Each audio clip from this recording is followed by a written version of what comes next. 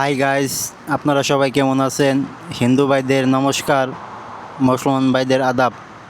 এখন আমার এক ছোট ভাই আছে, সে সিঙ্গাপুরে আসছে 3 মাস ধরে। এখন সে আপনাদেরকে বলবে সিঙ্গাপুরে আসতে কত টাকা খরচ হয়েছে আর কি কি লাগছে। আমার সিঙ্গাপুরে আসতে মোট 8 লাখ টাকার মতো খরচ হয়েছে।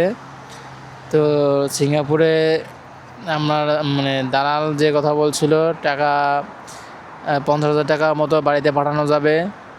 তো সেই হিসেবে আমি তেমন বেতন পাইতেছি না। তাছাড়াও এখন বর্তমানে সিঙ্গাপুরে শিপইয়ার্ডে সেরকমটা অবস্থা ভালো না, টাকা পয়সা সেরকমটা পাওয়া যায় না। দেখা যায় অনেকে ঋণ করে আসে। তো এই ব্যাপারটা ভেবেচিন্তে আসবেন।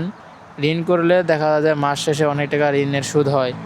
তো আপনার বেতন অনুযায়ী যদি আপনার অর্ধেক টাকাই সুদে চলে যায়, তো আপনার 4 বছর ঋণ শোধ করতে পারবেন না।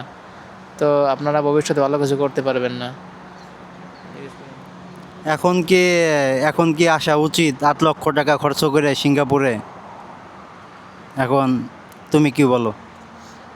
বর্তমানে সিঙ্গাপুরে 8 লাখ টাকা খরচ করে আসা আমার মতে উচিত না। কারণ আমি তো দেখছি যে অন্য সাইডে আসা যায়, কিন্তু শিপইয়ার্ডে দেখা যায় যে সেরকমভাবে আসার বর্তমানে অবস্থা খারাপ। স্কিল করা যাচ্ছে না, প্লাস কোম্পানিরও বেসিক সেরকম দিতেছে না। এদিক দিয়ে খরচ, খাবার খরচ, থাকা খরচ সব দিয়া দেখা যায় যে মাসে 30-40 হাজার টাকার মতো থাকে। তো এদিক দিয়ে আমি বলতেছি যে আসলে ভেবেচিন্তে আসবেন, কারণ মানুষ তো সবসময় সব কথা শুনে না। হাই গাইস, আবার আবার আপনাদের সামনে আসছি আবার নেক্সট পার্ট নিয়ে। যদি আপনাদের কোনো কিছু বলার থাকে তাহলে আমার কমেন্ট সেকশনে আপনারা জানাবেন। Okay guys, thank you.